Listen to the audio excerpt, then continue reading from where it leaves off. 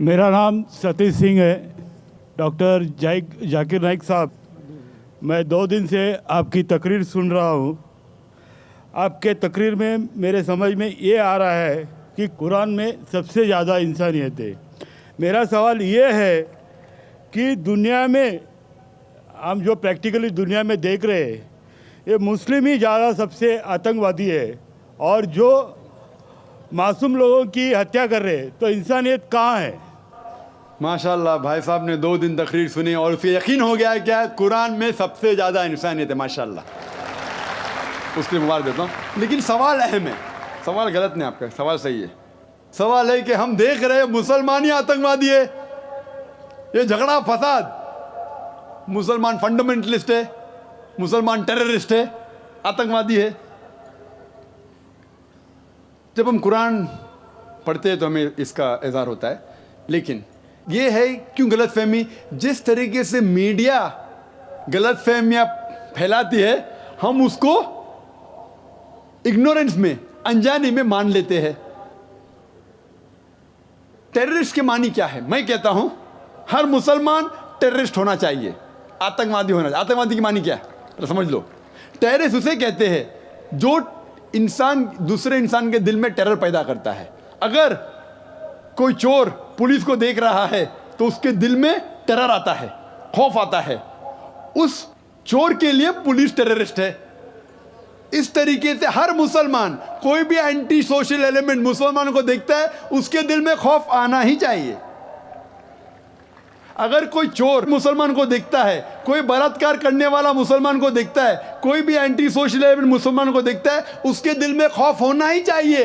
कुरान मजीद में अल्लाह ताला फरमाते हैं सूरह अनफाल में, सूरह नंबर 8 आयत नंबर 60 में, खौफ पैदा करो उन लोगों के दिल में जो लोग एंटी सोशल है, जो हक को इनकार करते हैं, उनके दिल में खौफ डालो।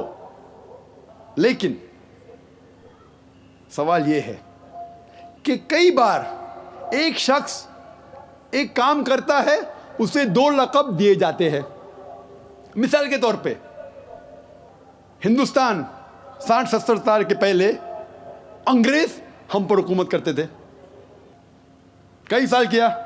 बहुत से हमारे इस देश के हिंदुस्तानी थे जो इस देश की आज़ादी के लिए झगड़ा कर रहे थे। इनको अंग्रेज कहते थे आतंकवादी, टेररिस्ट। हम आम हिंदुस्तानी कहते थे देशभक्त, फ्रीडम फाइटर, पेट्रियट। वही आदमी, वही काम, 2 लक़ब, 2 टाइटल। अगर आप अंग्रेज की बात मानते हैं, अंग्रेज कहते हैं हमें इस देश पे हुकूमत करने का हक है। अगर उनको हक है तो ये लोग को हम टेररिस्ट बिल्कुल सही कहेंगे। लेकिन आम हिंदुस्तानी कहता है ये अंग्रेज तो तिजारत करने आए थे, इनको हम पे हुकूमत करने का क्या हक है? तो हम कहेंगे ये लोग हैं देशभक्त, फ्रीडम फाइटर्स, पेट्रियट्स। सेम आदमी, सेम काम, 2 लक़ब। वही आदमी, वही काम, 2 लक़ब। अगर आप अंग्रेज की बात को मानते हैं कि अंग्रेज को हक है इस देश पे हुकूमत करने का, हम मानेंगे कि वो आतंकवादी है, चाहे वो भगत सिंह हो या। लेकिन आम हिंदुस्तानी कहेंगे नहीं, ये तो देशभक्त है।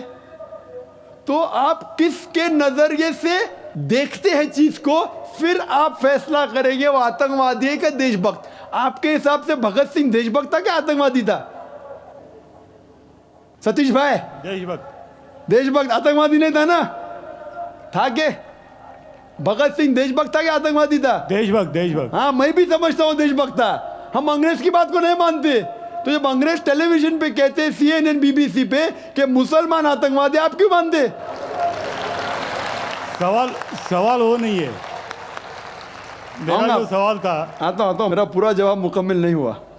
जवाब मुकम्मल होगा फिर आपको मौका दूंगा मैं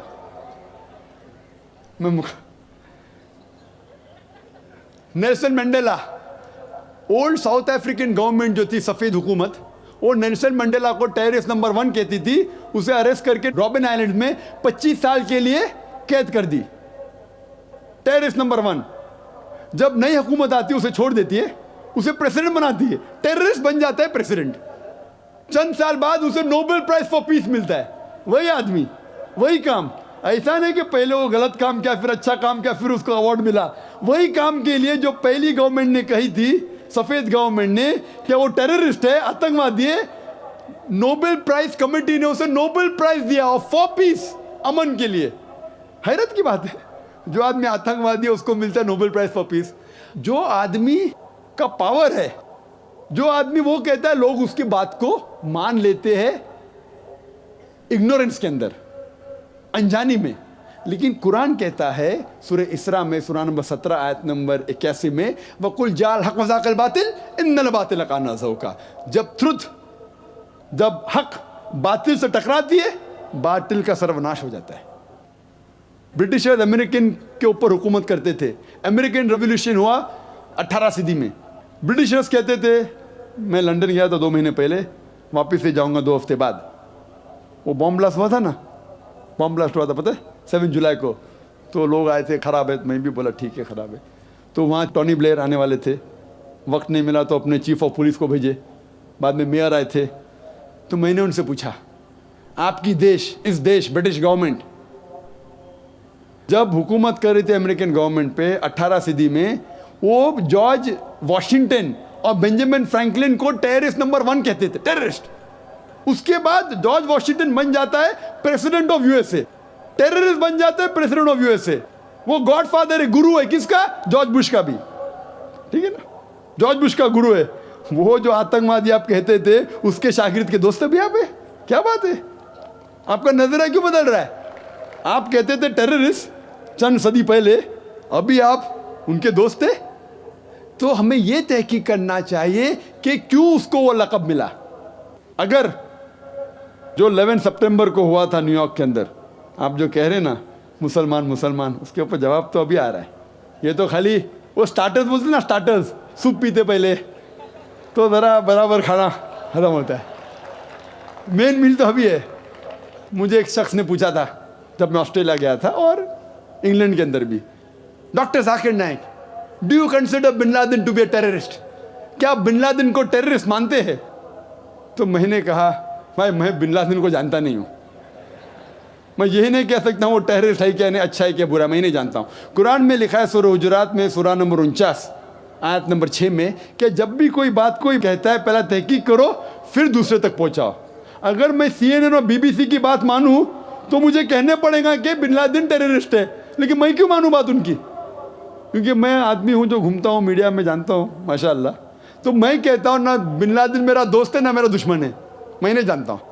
लेकिन अब ये मुझे पूछना चाहते हैं टेररिस्ट नंबर 1 कौन है, तो ये तो जानता हूँ मैं, CNN जो अमेरिकन चैनल है, जॉर्ज बुश उसका प्रेसिडेंट है, गर्व से कहता है कि हमने हज़ारों अफ़गानिस्तान लोग को बम गिराए, कत्ल किए, इराक में हज़ारों का कत्ल किया।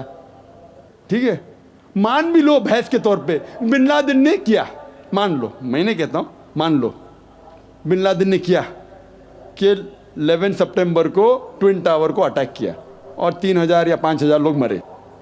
लेकिन अगर 3 या 4000 लोग मरे, 5000 लोग मरे, उसका ये मतलब नहीं होता है कि आप उससे डबल लोग को अफगानिस्तान में मारे एक आदमी की वजह से।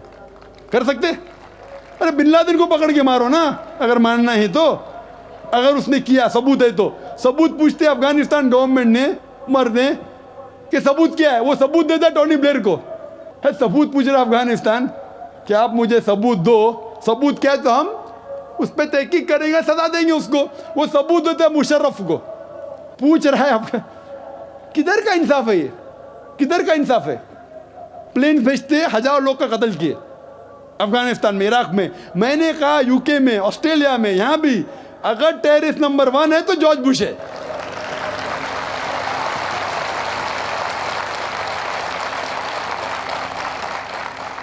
ट्विन टावर को किसने गिराया? CIA, FBI का क्या बजट है? इन लोग गर्व से कहते हैं अगर परिंदा भी पेंटागन के ऊपर उड़ेगा तो हम पहचान सकते। एक हवाई जहाज 1.5 घंटे बाद आके उसमें ठोक देता है, उनको पता ही नहीं चलता है। बहुत से अमेरिकन लोग, मुस्लिम लोग छोड़ो, क्या कहते, अमेरिकन लोग, क्रिश्चियन लोग कहते क्या ये इनसाइड जॉब था, अंदर की बात थी, ये अंदर की बात।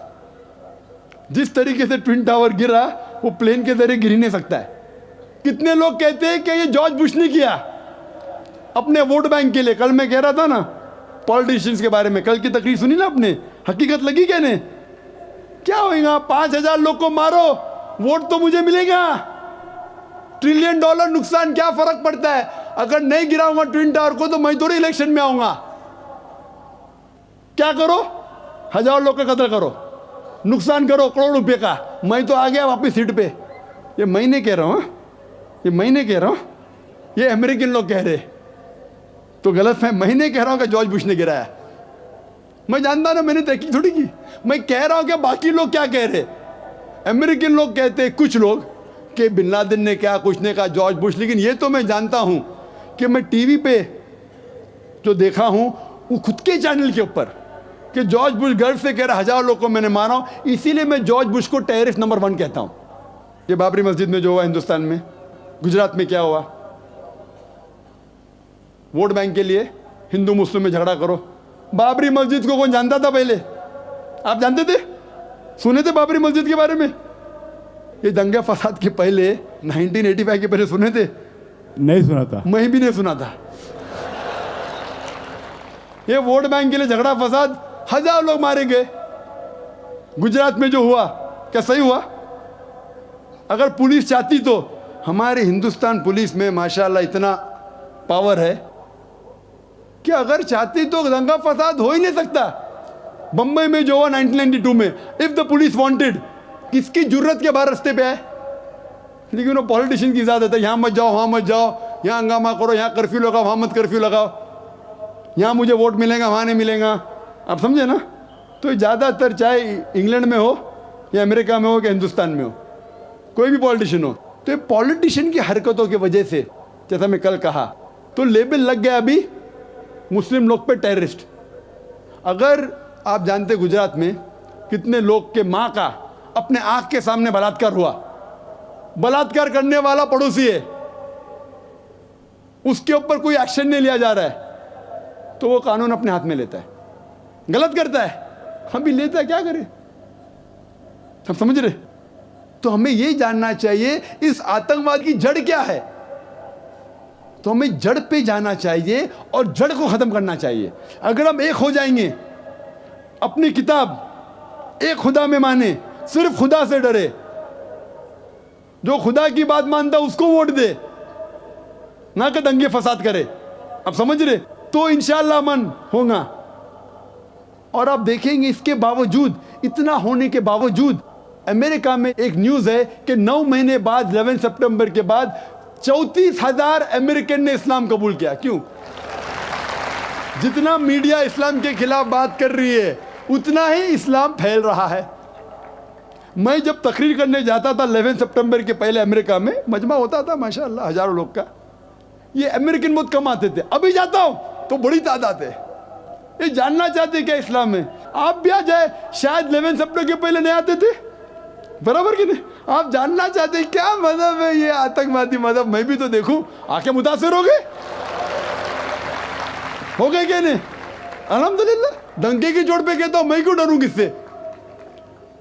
क्योंकि अल्लाह ताला फरमाते हैं सूरह इमरान में, सूरह नंबर 3 आयत नंबर 54 में, मकरुम मकरल्लाह वल्लाहु खैरुल माकिरीन। उनने प्लान किया, प्लानिंग की, अल्लाह ने भी प्लानिंग की। सबसे बेहतरीन प्लानर अल्लाह है। ये वेस्टर्नर्स प्लानिंग कर रहे कि इस्लाम को दबाने को, इस्लाम और बढ़ रहा है और फैल रहा है। जितने दबाने की कोशिश कर रहे हैं फैल रहा है। मीडिया कहती है कि इस्लाम में खवातीन के हुकूक नहीं है।